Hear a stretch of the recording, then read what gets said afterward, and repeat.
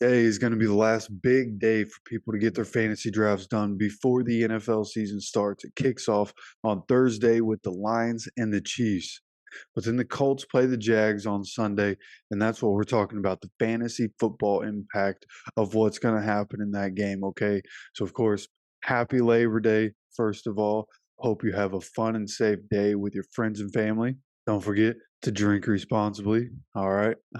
But we're going to start with the Colts side of things, okay? At quarterback, looking at Anthony Richardson. And I look at PPR. I play fantasy football every year. Pretty much everybody plays PPR now.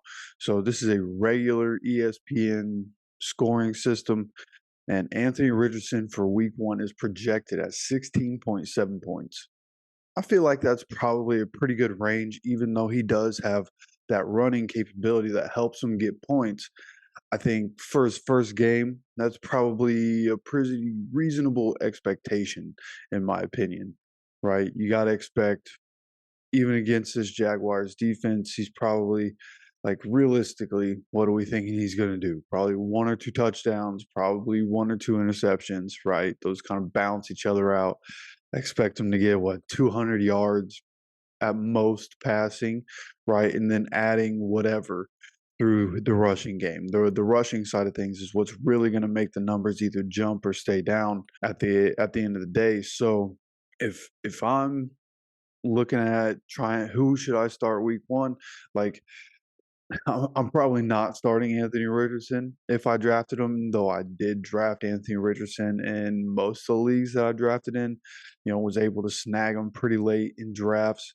And, just in case he ends up, lighting the league on fire in his rookie year, I went ahead and picked him up. And I think he should be on somebody's team in every single league. If he wasn't drafted, you should go pick him up and find a way to keep him on your team just in case, because the athletic ability that Anthony Richardson possesses is different from any other quarterback that's ever come into the league, even Lamar Jackson. So I wouldn't blame you for starting him, especially when you look at the defense, right? Like, the biggest part of this Jaguars defense that he's going to have to worry about is that pass rush, and he can escape the pass rush. So beyond that, there's a chance for Anthony Richardson to have a really nice game here. Okay, but then you start looking who's going to help Anthony Richardson, right? He's not the only one on the team. So if you start looking at the running backs, and this is the most interesting situation for the Colts going in, because they don't have Jonathan Taylor right now. We're not sure if they're going to have Zach Moss. So looking at Deion Jackson getting the start for the Colts with Evan Hull backing him up. And I think what we saw from Deion Jackson last year, if he's starting this game, I would be starting Deion Jackson in fantasy if I could. All right, there's a chance he's involved in the pass game, but he's going to get most of the carries, right? Evan Hull, we expect him to be good, but he's a rookie, and it's going to be his first real game as a rookie. Even Jonathan Taylor, his rookie year, it took him 10 weeks or so to really get going. His first couple games was Trent Richardson like, you could say. So, that's just how it goes for running backs. But over a period of time, I think Evan Hull can come into his own. But starting in week one, Deion Jackson is the obvious play here for the Colts. And if Zach Moss is not playing, Deion Jackson should be in lineups in pretty much every league. Okay, so then you look at the pass catchers for the Colts. Michael Pittman Jr., Alec Pierce, Josh Downs, Isaiah McKenzie are the only four receivers that the Colts currently have on the ESPN app. All right, Ashton Dullin's on here, but he's on the IR. So what's interesting here is if you look at the scoring, again, this is standard PPR scoring. Michael Pittman Jr. is projected for 12 fantasy points. Alec Pierce is at 7.5. Josh Downs 4.6. Isaiah McKenzie 2.1. So they're not giving the Colts receivers much love here at all, except for Michael Pittman Jr. at 12. And even 12, that's like wide receiver two numbers, right? So a little bit disrespectful here.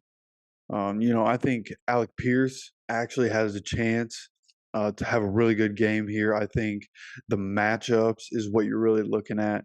Michael Pittman Jr. going up against Tyson Campbell for the most part. I feel good about Pitt there.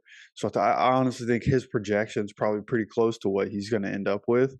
then with Darius Williams, like I just don't know with everything we've talked about with Alec Pierce, everything from training camp and the preseason, like we're about to see if Alec Pierce can turn what he does in the practice into game time. And this is the perfect opportunity to be able to do it against this Jaguars secondary. Like if we're going to take advantage of one, this is going to be it right here. We know Anthony Richardson can throw that deep ball. So that's what I'm looking for here. I want to see early in the game, maybe even first play of the game, taking that deep shot to Alec Pierce. And I want to see it hit. This is the game I want to see it hit. Anthony Richardson's going to throw it perfectly. And this time, Alec Pierce is going to hold on to the freaking ball. Okay, so I expect Alec Pierce to have a pretty good game here. I also expect Josh Downs to get more than 4.6 points. He's a guy that's going to be moving the chains for the Colts week in and week out. He's a guy that should be on rosters, should be 100% roster. I don't think people are talking about him. A lot of people are hyping up Jordan Addison and Quentin Johnston, and rightfully so. I expect those guys to be really good. I have a lot of Jordan Addison in my leagues, but Josh Downs is somebody that's going to be, again, moving the chains for the Colts this year. That was very evident in the preseason. Okay, and that's just preseason football. They're not even running the full playbook.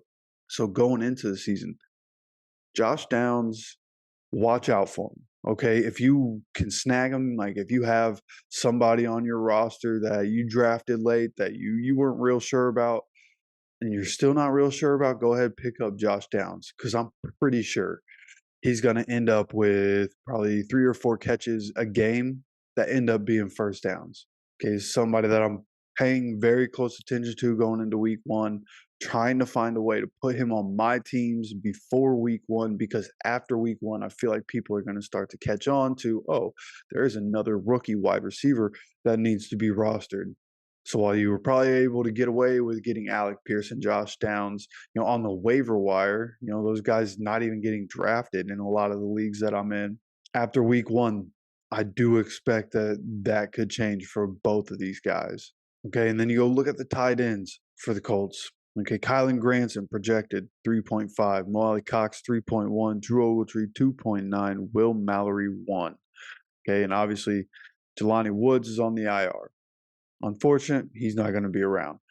So as we look at it, Kylen Granson kind of fits into that same mold as Josh Downs, right? You expect him to get catches for first downs, and it's been his role. I expect that to stay his role. He's kind of that slot tight end kind of guy, while Mo Alie-Cox is going to be the guy on the edge of the line that's blocking. Drew Ogletree can do both. So, we kind of know what Kylen Granson is and what his value is going to be in this offense. You just don't know how Anthony Richardson is going to target guys in real games. But I do like Kylen Granson as a dart throw, especially for leagues that actually have tight ends. My fantasy league, I found a way to you can include tight ends, but tight ends are less important because there's Travis Kelce and then everybody else. So if your league has the tight end slot, Kylen Granson is somebody that, again, he's only projected 3.5, which is a bit disrespectful. He's a guy that I could honestly see taking advantage of a matchup against one of these linebackers and scoring a touchdown in this game, right? But that could also be Drew Ogletree. He's a guy that I expect to see on the field. Not sure how much he's going to play in week 1. This is really his rookie year, right? Last year he was injured, so he's basically a rookie this year. So if I'm picking any tight end to play this week, it's Kylen Granson. And I feel like he should be on teams throughout every league because he's probably going to be the Colts starting tight end as long as he's healthy all season long. And he's got the athleticism, man. He's able to get open. He has good hands. Like, I really like Kylen Granson. I think a lot of people are sleeping on him, which is evident, again, by the 3.5 projection. So as we go and review here, Anthony Richardson is somebody that, is probably only starting for people in 2 QB leagues, but really would not blame anybody for starting him with his athletic ability. Going up against this Jaguars defense, I think there's a chance for Anthony Richardson to do some special things and to put up some pretty good numbers here. Okay, then at running back, if you're starting anybody, it's probably going to be Deion Jackson. Okay, and if Zach Moss comes back, that gets a little more questionable. But right now, as it sits, if Deion Jackson is starting and Zach Moss is not playing at all, there's real good chance Deion Jackson ends up in a lot of lineups this weekend. Okay, and then our receiver, Michael Pittman Jr. is going to be the popular one. You're not going to see a lot of people playing Alec Pierce or Josh Downs, but I would actually feel more comfortable with Alec Pierce and Josh Downs going into this game than a tight end. Again, probably not playing any of the Colts tight ends here in week one, probably see how it goes. But if I was, it'd be Kylen Granson because, again, I think there's a chance he scores a touchdown and just kind of have that feeling that he's going to score a touchdown in this game. And Drew Ogletree is somebody that you should be putting on your watch list because he could be a game-changing tight end. Really think that he could do some special things in the NFL. He just got to be able to stay healthy. So we'll see if he can do that in his second season.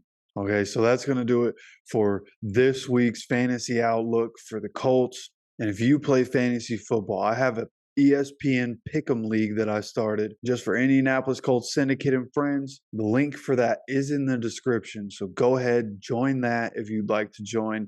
It's no cost, no obligation. You don't have to come back to it every week or anything. You do however you want to do it. All right, I just want to have a little fun with the community, get something going with us. And, see which one of us can have the better record by the end of the year picking games. Okay, so again, the link for the ESPN Pick'em League is down in the description. Make sure you go join that. And of course, make sure you're subscribed with notifications on so you get notified of more videos as the game week rolls on. And with that said, as always, take care of yourself, take care of each other, and go Colts.